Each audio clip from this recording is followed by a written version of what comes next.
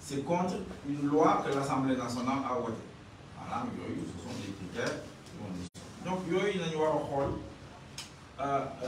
a une commission d'enquête parlementaire ou demande une commission, par exemple, affaire au tribunal unique administratif, commission urbanisme, habitat, c'est tout. Si nous avons une commission pêche, normalement, commission environnement, énergie, nous avons affaire au central, affaire au TIPA, commission affaires économiques. Nous avons une liée. Donc là, nous avons leeralal ko askanu Sénégal ndax ci campagne bi ñu doon campagne wàllu Sénégal man waxoon naa ne effectivement suñu falee député danaa laajte demande de commission d'enquête parlementaire ci domaine yi mu wax loolu kon nag man wàññi la population sénégalaise lu ma waxoon def naa ko ñoom ñii waa Benno Bokk Yaakaar ñoo ko bloqué nag ci anam yoo xam ne tegul ci yoon. Ensuite am na ay proposition de loi yu fa ñëwoon foofu am na yenn yoo xam ne sur la question électorale beneen bi tamit ay résolution ci affaire u député pur yu ñu arrêté beneen proposition de loi bi mooy lu jëm ci affaire u LGBT xam ngeen na mu demee woon la dernière fois déposé woon nañ ko ci à la législature ba le passé bureau bi Moussa Niasse moo doon président assemblée nationale ñu bloqué ko def seen communiqué ne la du fi am parce que le président de la République jëloon na ay engagement te loolu bokkul ci ay critères de recevabilité des dossiers. Cette année encore effectivement comme ni ko waxee woon ci campagne bi déposé nañ mais cette fois-ci ñu jëm à mon avis si autour de 60 63 64 députés am na ñeneen sax nee na ñu bokk nañ ci mais dañoo tardé pour signature ñoom ñoo ànd ak man ñu déposé devant le président de l'Assemblée nationale, donc proposition de la République visant évidemment à criminaliser les pratiques LGBT du Sénégal. Beaucoup tamit, c'est pas recevable. Nous avons bañ ñoo lànk du jàll waa Benno Bokk Yaakaar ñoom ñëpp man ko def benn say ñu fi jàll tey du fi jàll ëllëg comme à l'époque comme Moussa Niasse ñu ko defee noonu lañ ko defee wax. Il sukkandiku aussi ci lenn loo xam ne bëggoon naa évidemment attirer l'attention du groupe Sénégal maanaam nee nañu foofu ci bureau assemblée nationale président du groupe parlementaire yi amuñu droit woote parce que léegi bureau bi moom ñu sana sax seen bopp discussion sax sérieuse mënoo ko wax danañ commencé wax ne nañu woote alors nee nañu président du groupe parlementaire yi amuñu droit woote génnee article règlement intérieur, vous voyez, les membres du bureau sont lim, mais bon, évidemment, les présidents du groupe parlementaire. Article 18, par contre, règlement intérieur, président du groupe parlementaire, ils ont les mêmes droits, les mêmes prérogatives, que les autres membres du bureau. Même prérogatives. Donc, il y a plein de droits de vote, effectivement, beaucoup. waa Benno Bokk Yaakaar ak sous seen président Mario nee na ñoo lànk loolu mënta nekk ñooñu amuñu droit de vote loolu nag jàpp naa ne président du groupe parlementaire bi aussi bien bu Yewwi Askan Wi ak bu liberté démocratie ak moom moo doon wàllu ñooñu war nañ koo xeex. Alors député Serigne Abou Thiam Abou Mbacké Thiam xam ngeen ko un jeune député franchement koy remercier di ko féliciter parce que def na liggéeyam man nag je suis honnête intellectuellement moom moo ko découvrir dafa dem xool ci débat parlementaire bu amoon au mois d'avril 1978 ci affaire au règlement intérieur mu dem loxati loolu laa mën a wax benn ci débat bi déclaration président Abdoulaye Wade à l'époque député la woon foofu ñoom Fara Ndiaye sax ñu woon aussi comme député ñuy wax sur le même sujet le droit de vote des présidents de groupe parlementaire effectivement mu ngi ko soulevé kenn tegu ci baat et depuis lors président de groupe parlementaire yi dañuy voter au niveau du bureau de l'Assemblée nationale ce qui s'est passé, moi, comme en général, Sénégal, il y a toujours une majorité écrasante au niveau du bureau. Donc, ce qui fait que la question est une fois dans le sens. Parce que, évidemment, le parti majoritaire, la coalition majoritaire, elle est tellement majoritaire ici que le regard du moment évidemment, au Sénégal. L'autre, évidemment, l'unique que moi,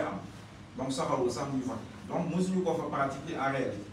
Bien que, vous même le président de droit, bien évidemment, avons le droit de vote au niveau du bureau de l'Assemblée nationale. Président du groupe parlementaire a le droit de vote. Pratique parlementaire, jurisprudence, c'est clair, interprétation des mêmes prérogatives, moyennes, effectivement, a le droit de vote, comme les autres membres du bureau, questerier, vice-président et président de l'Assemblée nationale.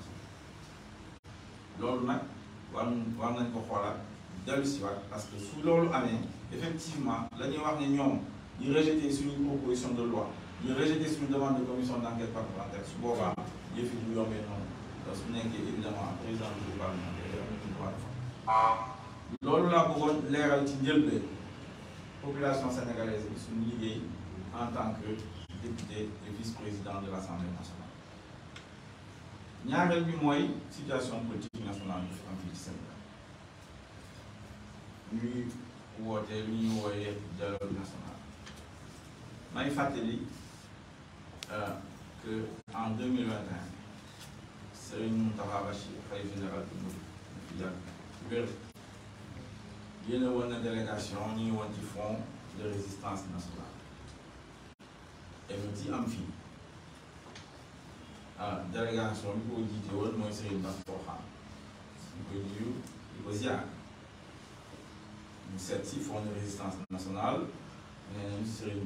nous avons le jam et stabilité de la Sénégal. Nous avons une analyse ci loolu fekk sëriñ bi mu bëgg depuis loolu nag ci loolu la ñuy dox jàmm ak stabilité fii ci Sénégal temps yi ñëpp a jaaxle ñëpp a tiit woote nañu encore une fois ci suñu kuréel bu ñuy woowee CRD maa ngi ñuy samay la Renaissance démocratique ñoom ak ñeneen ñi di wax rek ne defoon nañ déclaration di wax ni effectivement chef religieux yi war nañu dugalaat seen loxo ci situation bi ñu jàmm mën a am fii ci Sénégal. Sëñ Babacar Sy Mansour moom tamit woo nañu ci jàmm. Imam Cheikh Ahmadou Thiénaba suñu xarit suñu sëriñ suñu imam moom tamit woote ni ci jàmm. Comme ni yaay yi ñoom El Hadj Sidé Outa Sidima ñoom El Hadj Sankou bu mag ak Coulibaly ñoom tamit woote nañu fii ci woote nañu jàmm ñu fekk si leen ak archevêque évidemment Benjamin Ndiaye. kon nag ñun dama bëgg mu leer ni ñun jàmm lañu bëgg ak stabilité fii ci Sénégal jàmm ak stabilité nag dafa am lu ko lal mooy mandute muy justice. ci tey Sénégal suñu tolloo situation bi ñëpp tiit ñëpp jàppale c'est parce que président Macky Sall danaa ko wax ci ko banque moo ñu xool ci bët ne je vais réduire l'opposition à sa plus simple expression maanaam yéen waa opposition danaa leen suufeel danaa leen noot danaa leen éliminer te loolu wax naa ko bataaxal bi mu mujjee bi directeur général Moussa Fall wax naa ko ci biir ne ko loolu c'est contre la constitution parce que constitution bi ci boobu mooy wax ne l'opposition est nécessaire au bon fonctionnement de la démocratie. Donc président Macky Sall mi ngi ci programme boobu lu ci jublu man danaa koy bind samay question kii dafa yaakaar ne mën na fee am lu ñu woowee émirat gazier parce que bu pétrole de gaz bi feeñee la idée boobu ñëw ci boppam ne moom daf ko fi appliqué fii ci Sénégal maanaam mën fee nekk ak vitam aeternam te loolu mënta nekk mi ngi ci programme boobu di ci utiliser nag lu mu mën tous les moyens de l'État en particulier la justice ku jóg lu dal sa kaw tëj la xawaxal la temps yi effectivement celui qui est en bonne position maanaam mooy Ousmane Sonko président bu Pastef maire de Ziguinchor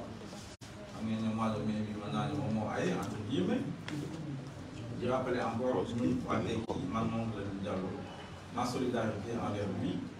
On est à côté de lui qui combat parce que nous, en unité, qui du Sénégal, nous voulons réduire l'opposition à sa plus simple expression. Ñaareel bi évidemment mooy Macky Sall ci boppam affaire wu mooy troisième candidature bu bëgg a teg ci table bi am na ñu ne nag moom wëli sa wël nee nañu Macky Sall pël la sàmm la am na ñuy sàmm te nekkuñu pël séeréer yeeg balant yi dañuy sàmm te nekkuñu évidemment soo nekkee ci yenn kuréel yi milliards yeeg fonds politique yi war doo dégg wëlis da ngay dëx mais Macky Sall wëlis ni ñun dégg nañ ko bu baax a baax ndaxte ku ne ànd nga ci troisième mandat mu yokk sa grade ku ne ànduloo ci troisième mandat mu tax moom ci boppam ak Ismaïla Madior Fall sont d'ailleurs constitutionnels nee nañu déroulé nañu constitution bi parce que ñoo waxoon nañ ko wéeruwee 2 mandats consécutifs rek man moom fan ñu yem mënoo dépassé 2 mandats ci toppal léegi moom ci boppam keroog dégg ngeen ko wax na foofu français yi express parce que moom français yi le font journal français bi ak express nee na même au point de vue du droit am na ci droit kon nag ñun wëlis na dégg na loolu moo tax ñu andi ci F24 F24 mu bëgg a wutu M23 ñun waaw mouvement Tekki na ministre mu bopp moom la ñu jàllo xam ngeen ne M23 bokk na ci membre fondateur yi bokk ci xeet tey tamit nous sommes dans le F24 ak le CRD le congrès de la Renaissance démocratique si nañu parti bi ñu ngi ci xeex contre la 3e candidature de Macky Sall xeex boobu nag comme ni ngay waxee xool asamaan si jaww la ko am na ñuy seet ci Macky Sall ci guddi kon nag ñu ko bëgg a seet ci bëccëg na leen bàyyi ñëw seet jaww la tas F24 nañu concentré ci suñu objectif mooy 3e candidature Macky Sall mu bañ fi am parce que baaxul santul yàlla baaxul ci Sénégal baaxul ci Afrique de l'Ouest baaxul ci Afrique kon nag di wax rek ne suñu bëggee jàmm am fii ñaari yëf lañu war a rek mooy su nekkee Macky Sall jàmm la bëgg 3e candidature na ci génne taw su nekkee Macky Sall jàmm la bëgg na bàyyi ne day réduire l'opposition à sa plus simple expression mënoo ne da ngay woote dialogue di tëj ay opposants di tëj ay journalistes Pape Ndiaye bu Walf Babacar Touré bu Kewoulo mënoo ne da ngay woote jàmm di tëj les opposants politiques ñoom Diomaye ñoom Hannibal Djim ñoom ñëpp ñu ngi ci kaso mbir mu dialogue bi ñun ba ñu ñoo waxtaan ak Macky Sall parce que Covid bi bu mu amee bëccëg ndara kam laa dem Covid sax moo mën a tax loolu mën na nekk ma dem palais de la République seeti wuy ji président Macky Sall ñu waxtaan ci mbir mu Covid wax ko mu ci xalaat mais gis ngeen ni mu mujjee bu ñu tëjee ci kër yi ndekete woo ñoom ñu ngi doon dugal suñu alal ay des milliards et des milliards lañu jël ci Covid bi nee nañu jëbal nañ ko justice bi ba léegi demul fenn dialogue boobu ci biirum Covid bi nii la mujjee mu amoon beneen dialogue bu ñuy woowee dialogue politique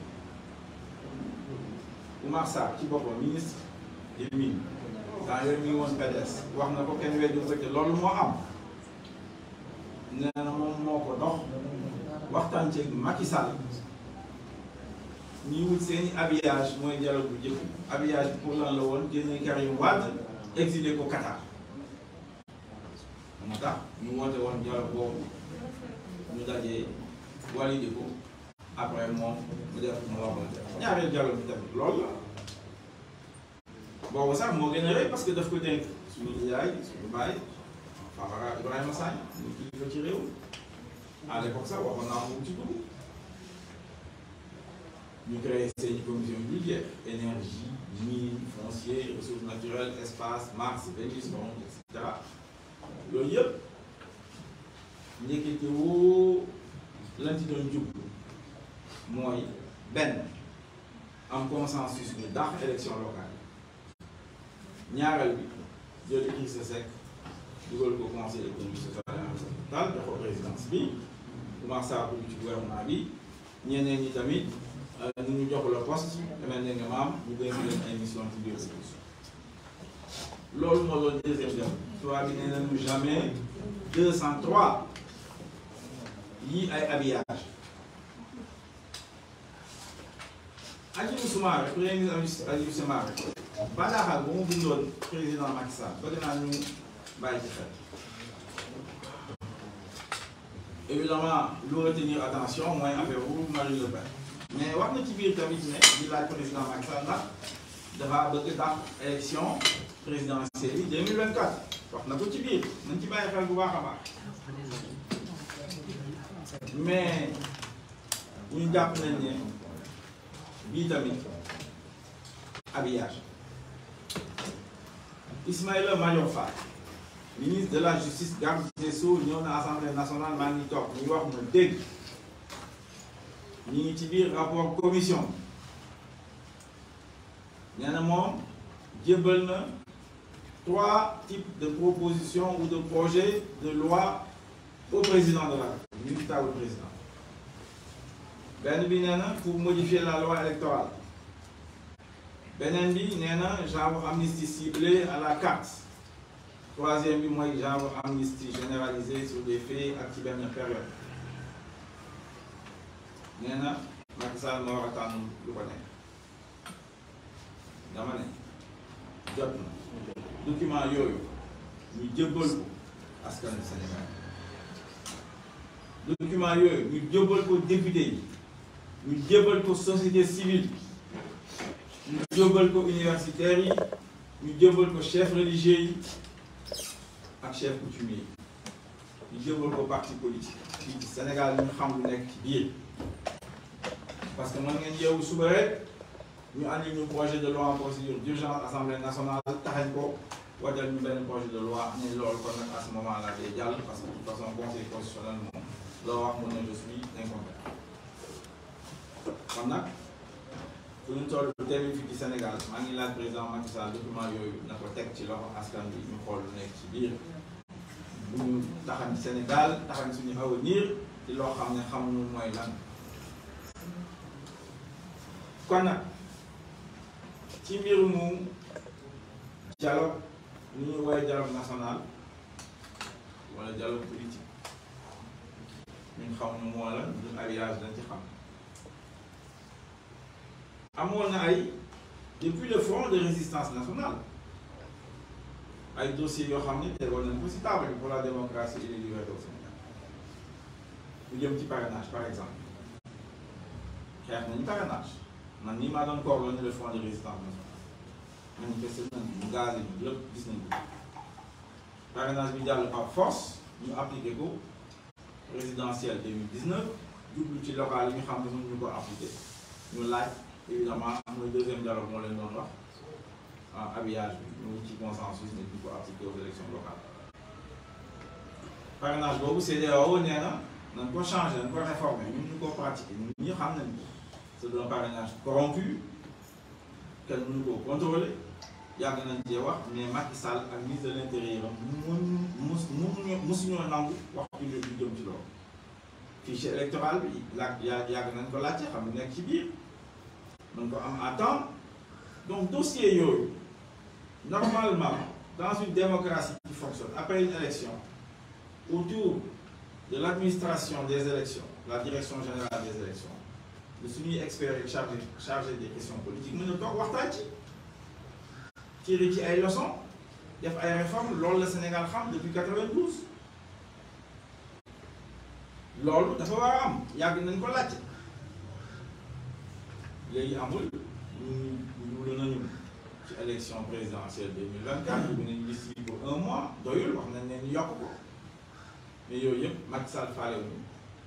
lu ko intéressé mooy habillage bu mu togg ci guddi ba pare bu ko jàllale si troisième dialogue politique loolu ci loolu lay liggéey ci loolu la nekk loolu nag ñun ñu ngi cee ànd tey ñu ngi cee ànd ëllëg parce que ñun kenn duñu nax duñ ko seet ci guddi duñ ko seet ci bëccëg ñu seet see Macky Sall ñu ngi ko woon ci affaire kuy bi la RTS filmé na ko ñu ko woon wax nañ ko faalewuñu dégluñu def la lu ko neex ñu jël suñu ay milliards dugal ko ba léegi yëf yi leeragul milliards yooyu xam ngeen ne ni ngi jógee évidemment ci ADIE yi ci contribution service yi ak contribution population yi parce que yeneen yu ñuy wax yooyu yëpp ci yeneen ni milliards yi ay remise d'impôt yooyu maanaam du cash kon nag cash yi moom ñu jógee moom kon ci suñuy cotisation ak ADIE yi loolu lañ fi def loolu la ñu xalaat ci mbir bi di rappeler encore une fois que M24 F24 am nañu manifestation le 12 mai ñu ngi laaj ministre de l'intérieur mu bañ ko interdire danañ fa taxaw comme M23 na mu doon taxawee fii di wax ne ànduñu nag troisième candidature Macky Sall parce que baaxul santul yàlla Sénégal depuis 1992 professeur Boy wax nañu fekkee ñu ko mais moom ñu ko wax te gëm nañu ko parce que moom moo yoroon secrétariat commission cellulaire te kenn weddiwu nee na classe politique bi yëpp à l'époque ñoo ci àndoon ne ñaari mandat la ñu fi am Sénégal pour président de la République te loolu moo mën a nekk Sénégal fu mu toll loolu la attan loolu la ñu war a def loolu moo tax 2011 2012 ñu àndoon ci moom ñi Macky Sall ci salle bi nit ñoo ko lool ñu ànd nas ñu doon nas ba troisième candidature boobu troisième mandat bu président Abdoulaye Wade amuloon kon nag tey tamit amul benn progrès au Sénégal ci mbir boobu ñu ngi fi nekkaat ne Macky Sall amuloo droit am troisième mandat amuloo droit am troisième candidature dañuy taxawal F24 ñu wutu M23 loolu nag gàcc la ci Sénégal soo xoolee Sénégal place bu mu am ci Afrique ñu naw Sénégal soo demee Addis Abeba soo demee Lagos Abuja ñëpp affaire Sénégal lañ lay wax taxawaayu Sénégal lañ lay wax taxawaayu intellectuel Sénégal yi lañ lay wax taxawaayu sëriñu Sénégal lañ lay wax suñu la waxulee Cheikh Anta Diop ne la Baye Niass ne la Serigne Touba neen si délagement bi kon nag loolu capital intellectuel boobu bu Sénégal ñu ñu nangu Macky Sall ak waa Benno Bokk Yaakaar ak waa APR yàqu moo tax ñuy wax ne Sénégal dafa soxla un agenda de redressement loolu moo tax waa mouvement Tekki ak jëkk waa CRD ne ñoom la mu jàll da ngay samp sa candidature pour 2024 pour l'agenda de redressement du Sénégal teg ko ci ñetti piliers bu njëkk bi mooy ci affaire jikko yi sàmm sa kàddu c'est extrêmement important kilifa day sàmm kàddoom te fan nañu toll fii ci Sénégal ndax Macky Sall sàmmoon kàddoom ci sàmmoon tax la mu bind ci téereem boobu kon tey situation Sénégal du mel mu mel nii ñëpp tiit ñëpp jaaxle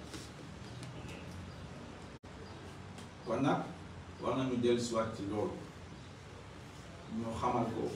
jeunesse xamal ko population sénégalaise dinañ wax ne fu ñu toll nii ku am pétrole ak gaz da nga ma fàttaliku lu maam Abdoul Aziz Sy doon wax su leen dékkee ñu ñëpp bokk soo leen nekkee ci politique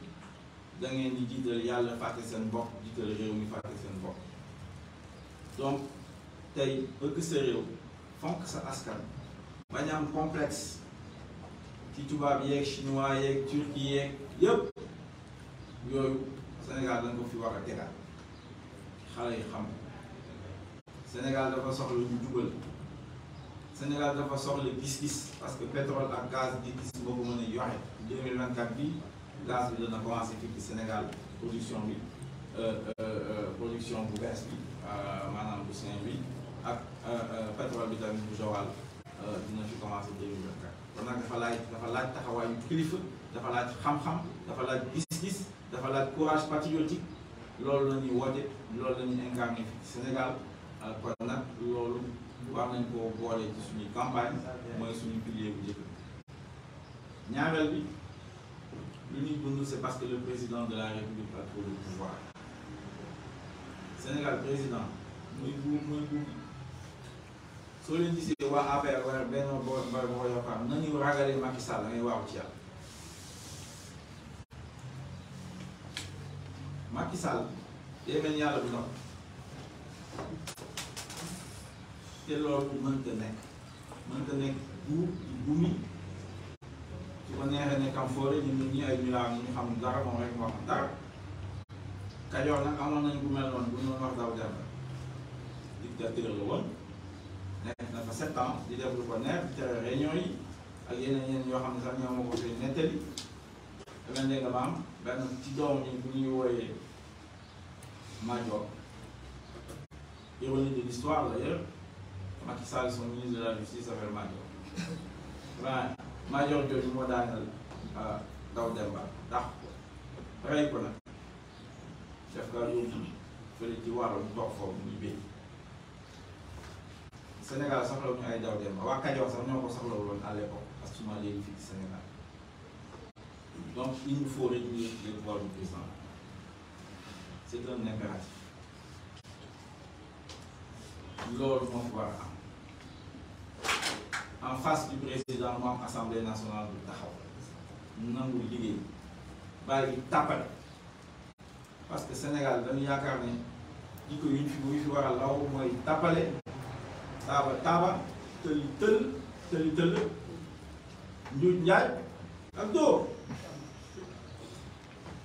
mais loolu lu la yóbbu fenn amoon benn économiste xam nga genre économiste la sax boobu italien mu ñu wax woon xam ne en 1920 moo doon pratiquer yu mel noonu lu ñuy wax ay lumus xaalis ak ay système yooyu ay vente pyramidale yooyu yëpp loolu la ñuy wax jeu de fonds dafa am ay xeet yu bari mais ci bari tamit fii ay genre DER ak yooyu yëpp xeetu dóor loolu moo fi nekk fii ci Sénégal loolu mooy cëslaayu Benno Bokk Yaakaar ak APR dafa war a def fii ci Sénégal ñu bàyyi tàppale parce que assemblée nationale dañ fay tàppale bañ dossier yi di jàll di invoqué ay yoo xam ne tegewul fenn di jalgati constitution bi di jalgati règlement intérieur yi kon nag assemblée nationale bees la ñu soxla parce que raw gàddu bi man dama koy supprimer raw gàddu c'est pas démocratique mënoo gagner Dakar avec une ou 2 voix ne yaa jël député yëpp mënta nekk mënoo représenter Dakar sur les 7 députés kon nag yooyu dañ ko war a xoolaat changer ko ñun engagé nañu ci à réduire les pouvoirs du président de la République génnee fi raw gàddu am assemblée nationale mën a contrôler gouvernement bi loolu mooy suñu programme justice indépendante yàgg nañ koo wax surtout la justice politique ak la justice financière parce que foofu moo am problème fii ci justice Sénégal conseil constitutionnel mu nekk cour constitutionnel dañ leen di jox ay milliards dossiers boo fi yóbbu ñu ne ñoom ils sont pas compétents sauf si le président ni lii laa bëgg ñu ne waaw ay baax ay loolu yëpp dafa war changer ci Sénégal fas yéene nañ ko changer ci Sénégal te jàpp nañ ni ñun ñoo ko fi mën a changer ci Sénégal parce que ñu ñoo am taxawaay boobu ñun ñoo am expérience boobu ñun ñoo am jaar-jaar boobu muy expérience professionnelle muy expérience africaine muy expérience politique Sénégal nag tey famille yëpp jaaxle na xale yi amuñu xëy yëpp xam ngeen am na benn kàngamu Benno Bokk Yaakaar bés ñu ngi jëppi sama kanam na ko yow dama bëgg rek nga def benn exercice nga toog xool yow ñoo bokkal maam côté baay ak ndey yëpp war nga leen xam normalement nga lim leen ñoom nga toog nga wax ma ñaata ñoo ci am liggéey ñaata ñoo ci nekk diaspora ak ñaata ñoo ñuy suuf su boobaa di nga xam famille sénégalaise yi dañuy dund gi seet inflation bi gis ngeen ni mu toll liggéey amul xëy amul waaw kon nag diaspora bi moo ñu dundal diaspora bi moo yore koom-koomu Sénégal ñu wax ci affaire bu monnaie yooyu yëpp war nañu sóoraale lool devise yu fi dugg yu ci bare yan quoi yu ko téye mën naa ne mooy xaalis bu fi diaspora bi loolu ñu doon leen sant encore une fois encore seen taxawaay sax ñoom ci démocratie sénégalaise gis nañ ko seen taxawaay ci F24 tamit gis nañ ko kon nag ci yooyu changement yooyu moo fi war a am ci Sénégal ci mbirum koom-koom war nañoo mën a fi andi ay usines ça fait plus de 20 ans laa koy wax li ñuy wax industrialisation andi fi ay usines andi ay pôles régionaux de développement bu ñu fi génn xale yi mën a am xëy et c'est possible identifier suñu filière d'industrialisation usines yi ñu war a tabax leen c'est un impératif catégorique amuñu beneen possibilité yeneen yëpp ay dóor la ak ay tàpp ay déer ak ay xëyu ndaw yeeg xëyu mag yeeg xëyu et cetera yooyu yëpp ay xeetu tàppale rek ay jeu de ponzi la rek kese kon nag foog ñu ngeen ci loolu defar ay usines tabax ay usines Sénégal nag am nañu ñaari problème yoo xam ne tey bëggoon naa rapidement wax ci mooy lu jëm ci évidemment l'accès au foncier ak l'accès au financement suñu tournée yi ñuy def nii diisoo ngir tekki Sénégal di waxtaan ak askanu Sénégal di waxtaan ak sëriñ si parce que man jàpp naa ay institution sociale lañ ñii ay citoyens ordinaires mais institution sociale yoo xam ne ñun population sénégalaise yi ñoom ñoo leen gëm ñoom ñoo leen di jàppale ñoom ñoo leen taxawal kon nag ñooñu dañ leen di seeti waxtaan ak ñoom xam ñoom lan la ñu xalaat diisoo ñoom gis nañ ni financement accès au foncier ak accès au financement surtout jigéen ñu ngi jooy financement ñu ngi jox ay autonomisation des femmes et cetera seen financement yooyu daanaka demul fenn ndax taux d'intérêt yi dégg c'est trop élevé maanaam donc et montant yi sax daanaka faju daal loolu moo tax ñu jàpp ne war nañoo am fii ci Sénégal une banque des femmes mën na nekk une banque séparée ñu expert ñu ci liggéey wala benn département benn compartiment à l'intérieur d'une grande banque nationale de développement mais 50 milliards war nañu ko mën a teg ci table bi bu jigéen c'est possible xaalis bi ñuy passer les 15 milliards de DER sur 4 ans si vous faites le calcul dépassé na 50 milliards kon nag loolu bokk na ci loo xam ne suñu proposition yoo xam ne dañ ko teg ci table bi jëmbal ko jigéenu Sénégal l'accès au foncier foncier Sénégal daanaka l'essentiel c'est le domaine national parce que titre foncier yi moom ay 2% su ko dépassé warul na 3% yeneen yëpp ay domaine national à une partie boo xam ne état bi la commune domaine privé de l'état domaine public maritime bi gis ngeen fii ci Dakar ak boobu sare yooyu naka la tëddee ñu ngi koy pasare di ko pàccoo entre eux fii ci domaine public maritime de Dakar gis ngeen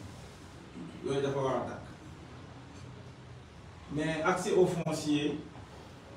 Sénégal war nañu ci jub parce que capitalisme ci boppam surtout le capitalisme de prédation parce que libéraux yi la ñu woote mën na nekk au pouvoir soo xoolee États-Unis France 50% des ménages ñoo am accès au logement mais propriétaires États-Unis c'est 20-30%. Non, États-Unis, ouais, c'est ça, 20-30% de la population ñoom ñoo accès au logement ñoo am seen propriété en France donc c'est 50%. Donc fii Sénégal suñu bàyyee yëf yi continuer nii jeunes yi du ñu am suuf moo tax man di takk jabar 2 ans la wax ma takk fase takk 2 ans di dëgër kër su boobaa soo laajtee war nañ laa mën jox suuf foo bëgg ci Sénégal muy Goudiri muy Goudomp muy Sédhiou muy Thiès muy Mbour wala Saint-Louis wala Ranérou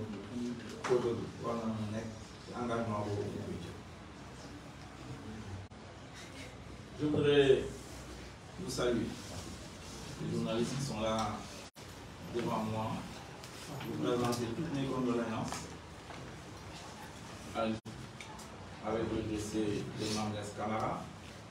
Comme vous le savez, journaliste, je salue. C'est ce qui porte désormais son nom. C'est l'occasion également pour moi de penser une pensée pieuse pour Eugénie, mon frère Aou, Baraka Touré, chez Evalistei, qui ont été de bons amis et qui, comme vous le savez, ont marqué la presse du Sénégal. Je voudrais donc dire aux populations sénégalaises que moi je me suis acquitté de mon devoir des parlementaires. J'avais promis une commission d'enquête parlementaire sur le building administratif Mamadou Dia. Je l'ai, dans les formes. Je l'ai déposé auprès du président de l'Assemblée nationale. À la suite de l'ouvrage de Cheikh Yérim Seck, les paragraphes, les parties sur la pêche et la centrale de Bargny ont attiré mon attention et j'ai pensé qu'effectivement, les députés devaient enquêter pour savoir ce qui se passe dans la pêche, la licence de pêche, les Chinois, le Yaboui, mais aussi la centrale de Bargny, la centrale à charbon de Bargny, comment elle est gérée, et tout cela, les coûts, les prix de vente de l'électricité, les députés avaient le droit d'aller enquêter pour savoir ce qui se passe. Enfin, sur les DIPA, c'est les autorisations d'importer, en particulier du sucre. Il y a toujours des polémiques ici au Sénégal, surtout avant le mois de Ramadan. Et j'ai pensé qu'il était important que les députés également aillent enquêter pour savoir ce qui se passe dans le sucre avec les DIPA. Le bureau de l'Assemblée nationale a rejeté ces demandes au motif que, en ce qui concerne le building administratif, tous les autres, ils n'en ont même pas parlé parce que ça ne les intéresse pas. Pour le building administratif, le Noboko Yakar a estimé dans toutes ses composantes qu'il n'était pas nécessaire, qu'il ne voyait pas où est le problème. Qu'un building qui a commencé à être construit en 2014, je crois, et qui devait durer au maximum 2 ans, qui traîne encore et qui a eu à traverser un début d'incendie qui a menacé la vie de plusieurs de nos hauts fonctionnaires. Le coût parti de 17-19 milliards annoncé à l'époque par le secrétaire général du gouvernement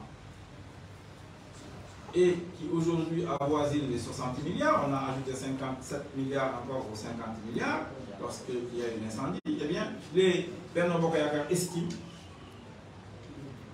qu'il n'y a pas de problème. C'est extraordinaire. Je me demande encore comment les Sénégalais vont confier nos destinées à des gens aussi responsables. Ils ont rejeté donc mes demandes d'enquête parlementaire sur ces sujets.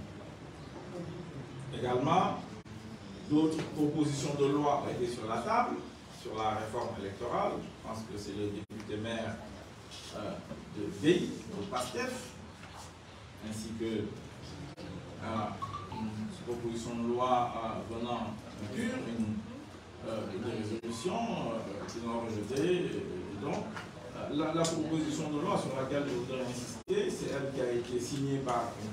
60 députés, beaucoup plus que 64 je crois, et que j'ai porté. C'est sur évidemment la criminalisation des LGBT au Sénégal. Ce n'est pas une nouveauté, on l'avait déjà fait pour l'autre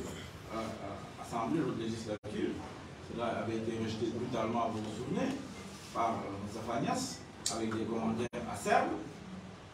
Et donc, cette fois-ci encore, Benno Bokk Yakaar, dans sa totalité, a rejeté cette demande de proposition de loi au motif qu'elle n'était pas recevable. La recevabilité, ils ont tordu les règlements intérieurs, puisque la recevabilité des règlements intérieurs l'évoque en disant que lorsque vous déposez une proposition de loi, elle ne doit pas avoir d'incidence financière.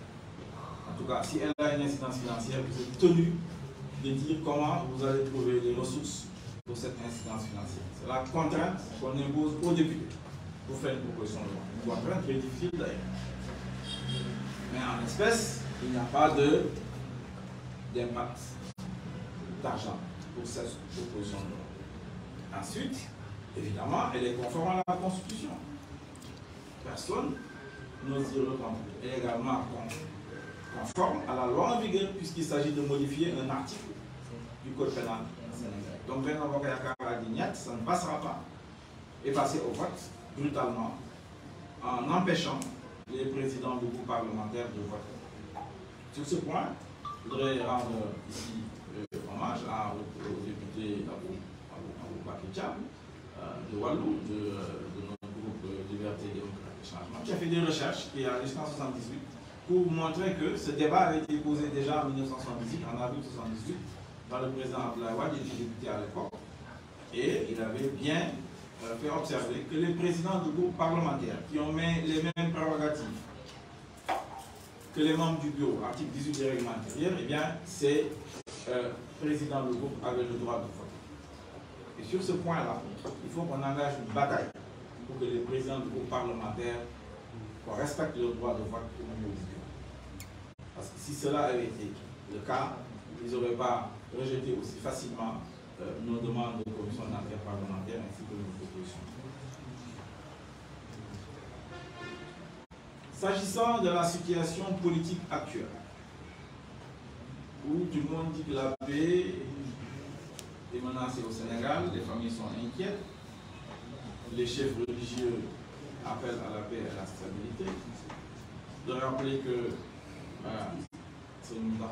Khalife général du Mouride, vous avez envoyé une délégation en 2021, dirigée à l'époque par Serigne Bass Porokhane, pour nous demander à l'opposition de bien considérer que lui-même souhaitait la paix et la stabilité au Sénégal. Ce fut accepté. Et effectivement, l'opposition a suivi le Khalife général du Mouride. Ce qu'on appelle, comme vous le savez, le Khalife général du Tidjane, c'est Babacar Mansour. L'imam Ratib de Thiénaba, c'est le chef Ahmadou Seck. Les khalifs de ma famille, El Sidia, de Taslima, El Santoum de Matar, où tous m'ont dit effectivement il fallait tout faire pour qu'il y ait la paix et la stabilité au Sénégal. La paix et la stabilité au Sénégal dépendent du bon fonctionnement de notre démocratie et de la justice. Or, c'est là où il y a le problème. Parce que le président Macky Sall a décidé de réduire l'opposition à sa plus simple expression. Je le dénonce depuis des années. C'est anticonstitutionnel. C'est illégal. Et il poursuit ce travail-là en mobilisant la justice pour s'attaquer aux leaders politiques, pour les humilier. Le président Macky Sall, il le sait très bien, dans cette salle, nous nous sommes réunis plusieurs fois pour dire que le président Wade n'avait pas droit à un troisième mandat, il le sait très bien. Angor Diarama, quand il a promis, et j'étais là-bas, qu'il a réduit son premier mandat de 7 à 5, nous tous, qui étions aux assises nationales, nous savons que le Sénégal devait s'engager dans cette voie de 2 mandats de 5 ans, parce que telle était, depuis la commission cellulaire de 1998, la volonté de toute la classe politique du Sénégal. Et donc, c'est parce que Macky Sall a renoncé à ça, veut s'engager dans une troisième candidature, effectivement, que la paix est menacée. C'est parce qu'il veut réduire l'opposition à sa plus simple expression que la paix est menacée. Pour ce registre-là, celui qui est menacé, attaqué directement, c'est Ousmane Sonko. Ce mois de mai, eh bien, il va faire face à des procès. Nous nous assurons toute notre solidarité dans cette bataille pour les libertés et la démocratie du Sénégal. Des centaines de jeunes, de militants, de responsables de PASTEF sont en prison. Des journalistes, Pape Ndiaye, j'avais déjà dit d'ailleurs que Macky, s'il était sincère dans sa volonté de dialoguer, devait commencer par libérer Pape Ndiaye, au moins, c'est un journaliste. Boubacar Touré, de Kaolo, Diomaye Faye, responsable Hannibal, tout cela, et beaucoup d'autres sont aujourd'hui dans les jours au Sénégal. Tout cela parce que Macky, évidemment, veut réduire l'opposition à sa plus simple expression. Installer ici ce que j'appelle l'émirat gazier, parce que le pétrole et le gaz, il estime que c'est lui seul qui doit pouvoir gérer ça ici au Sénégal. Notamment avec les scandales politiques comme ça. Et donc, si nous voulons la paix au Sénégal, Macky doit pouvoir renoncer à sa troisième candidature. Il a annoncé clairement, ceux qui ne veulent pas entendre, ne veulent pas entendre. S'il prétend que c'est un berger qui n'a pas sifflé, eh bien, son sifflement, tout le monde l'a entendu. Et il réprime ceux qui sont contre le troisième mandat et promeut ceux qui sont pour. Lui-même a dit que du point de vue du droit, il a déverrouillé la Constitution qu'il avait verrouillée en 2016 avec Ismaël Madior Fall. Et pour aujourd'hui lui permettre, du point de vue du droit, de pouvoir être candidat et sa candidature recevra par le Conseil constitutionnel qu'il aurait déjà consulté d'ailleurs, si tel est le cas, eh bien, qu'il mette cette consultation à la disposition du peuple sénégalais dès maintenant. Et donc, c'est ce Macky Sall donc, qui appelle au dialogue. Je rappelle que nous, en tout cas à Teki, moi-même, on l'a mis dialogue, j'ai été le voir lors de la Covid. Je veux dire, je n'ai pas de problème personnel avec lui. Nous y sommes allés, nous avons parlé de la Covid-19, on lui a dit ce qu'on pensait, il a demandé les pleins pouvoirs, on lui a donné les pleins pouvoirs. Au finish, c'est plus de 6 milliards qui ont été détournés dans cette affaire où il y avait des dons, il y avait des alliés, il y avait des cotisations des populations. C'est proprement scandaleux et inacceptable. Son second dialogue, ou le premier dialogue, pour ainsi dire, si on ne compte pas la Covid, Oumar Sarr l'a dit, c'était l'habillage pour libérer Karim et l'exiler au Qatar. Le second, dirigé par le grand, l'immense Famara Ibrahim Sagna, que je respecte et je salue au passage, à qui on a confié des dizaines de commissions. Ils ont travaillé dans tous les sens, dans ces commissions minières, ressources naturelles, espace peut-être, je ne sais pas. Eh bien, toutes ces commissions ont travaillé, ont fait des rapports qui ont été évidemment jetés à la poubelle. Parce que ce qui intéressait Macky Sall, et qu'il avait déjà négocié depuis longtemps, avec Idriss Seck notamment, c'est évidemment de le porter à la tête du Conseil économique, social et environnemental. Et quelques-uns, comme Oumar Sarr dans le gouvernement,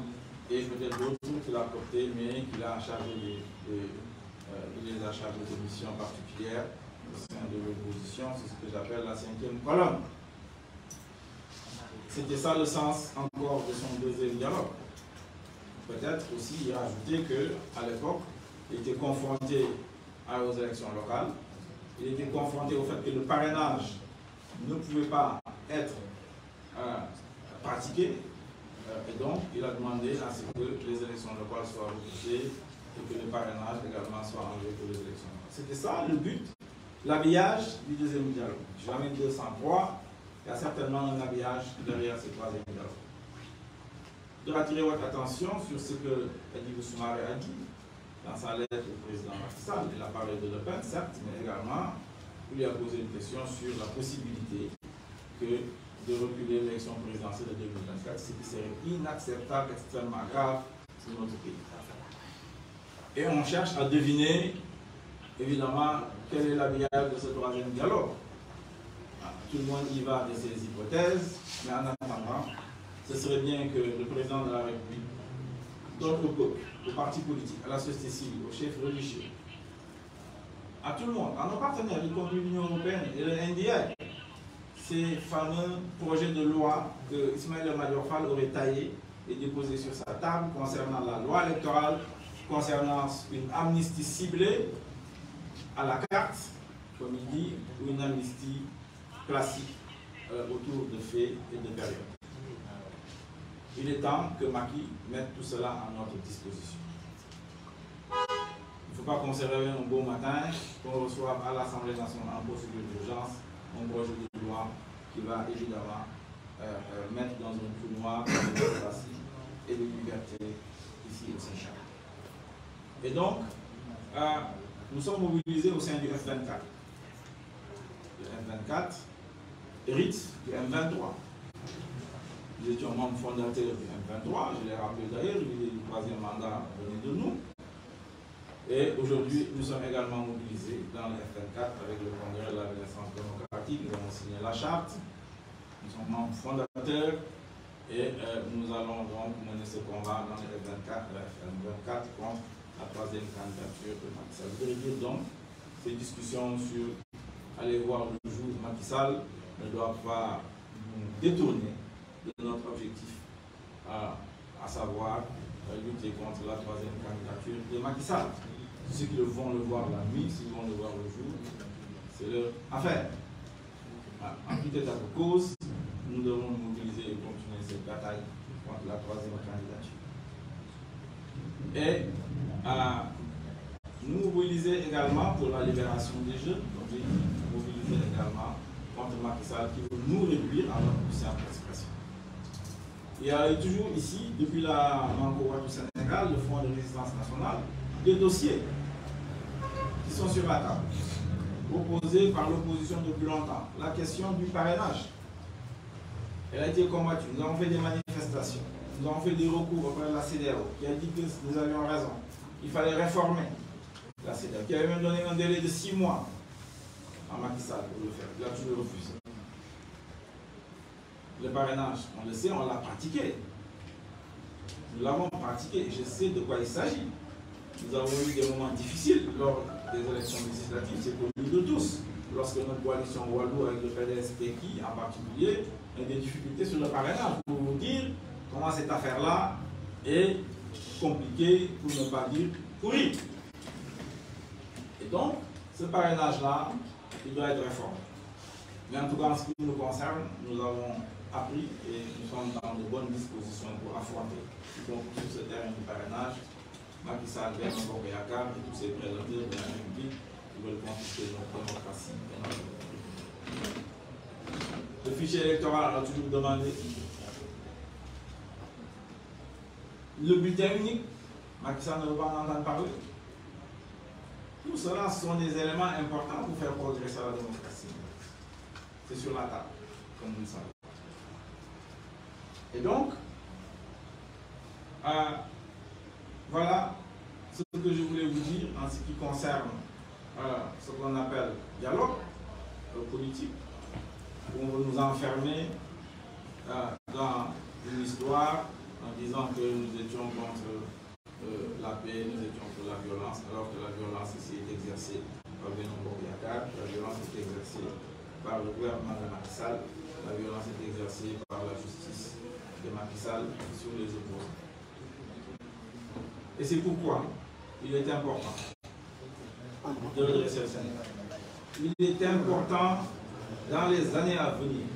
compte tenu du contexte géopolitique mondial. Je le répète, depuis 2008, l'Afrique est l'enjeu du monde. Qui contrôle l'Afrique contrôle le monde. Madame Yellen des États-Unis est venue le dire ici, au moins j'espère que, puisqu'elle l'a dit, mes compatriotes vont pouvoir m'écouter. Elle a dit que le Sénégal, elle a dit que l'Afrique, elle a dit ici au Sénégal que l'Afrique va dessiner la trajectoire économique du monde. C'est dire donc que les enjeux sont extrêmement sérieux. Ça demande de l'expérience, ça demande la connaissance du monde, ça demande la connaissance de nos propres sociétés.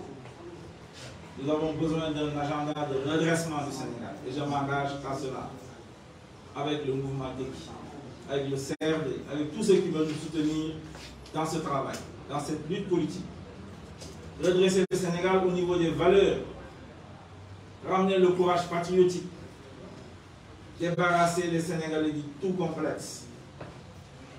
être juste, lutter contre la corruption, respecter sa parole, respecter les femmes, connaître la loi et respecter la loi,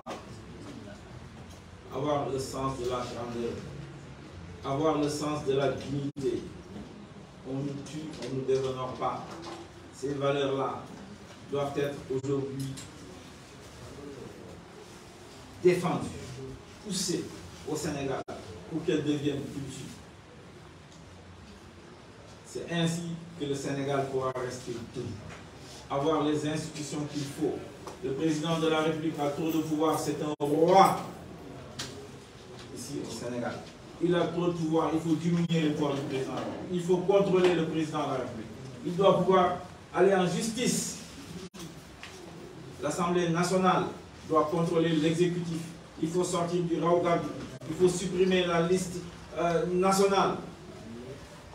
Avoir une assemblée avec des députés qui soient des patriotes, des députés qui soient responsables, des députés qui aiment leur pays, des députés qui contrôlent l'action du gouvernement.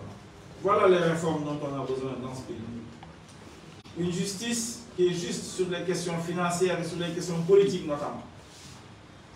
Si on fait cela, il est possible, effectivement, d'engager le Sénégal dans la voie de l'industrialisation. Faire des usines, construire des usines dans des filières bien déterminées que nous savons, que nous avons étudiées. Pour que ce système de 10%, lorsque 100 000 jeunes se présentent sur le marché du travail, Macky Sall et Amadou Ba, Macky Sall et les deux bas d'ailleurs, je dois dire, ne peuvent offrir que 10% d'emploi à ces jeunes. C'est-à-dire 90 000, alors sont jetés comme ça, dans la rue. Diplômés ou pas, formés ou pas. C'est ça le Sénégal. Et il faut qu'on en sorte. Et c'est possible. Avec des usines, avec des pôles régionaux de développement. Nous savons faire, nous y avons travaillé, nous y avons réfléchi. Voilà c'est à quoi je vous appelle. Il faut lutter contre la vie chère parce qu'elle est basée sur des importations dont les prix ne sont pas contrôlés par le Sénégal. Il est possible de sortir de tout cela. Je vous y invite. Quand je fais mes tours du pays, dans le cadre d'ISO, Tekis, Sénégal, les problèmes d'accès à la terre, au foncier, les problèmes d'accès au financement des femmes se posent. Et c'est pourquoi nous avons pensé que le foncier doit être réformé. Je l'ai dit, il nous faut un ministère des domaines. Nous allons le faire. Nous allons sortir des tiroirs les rapports des commissions domaniales de feu le professeur Moustapha Sora et de Maître Doudou. Nous allons mettre de l'ordre dans le foncier et être juste, puisque c'est une ressource naturelle qui appartient au peuple, donc aux générations futures, aux jeunes. Les jeunes ont droit au foncier. Je leur dis, ceux qui se marient au bout de 2 ans, sérieusement, doivent avoir accès à la terre et on s'y engage. Les femmes parlent de financement. Ils ont de tout petits financements. Des calvasses.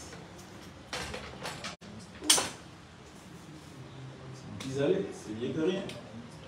Mais ça, ce n'est pas suffisant. Ça, ce n'est pas ça qui va mettre les Sénégal, les femmes sénégalaises sur une autre trajectoire. C'est la raison pour laquelle j'ai proposé une banque des femmes. On met 50 milliards sur la table, si possible. Les 15 milliards qu'on gaspille là, de la DER, je ne sais pas comment on les appelle d'ailleurs, les derniers, eh bien, 15 milliards sur 4 ans, ça fait 60 milliards. Donc 50 milliards, c'est à notre portée qu'il y ait une banque des femmes. Ou alors, certains disent qu'il faut peut-être un compartiment à l'intérieur d'une grande banque de développement. Mais toujours est-il que ces financements seront dédiés aux femmes. Voilà ce que je voulais vous dire aujourd'hui. Ça sera bien.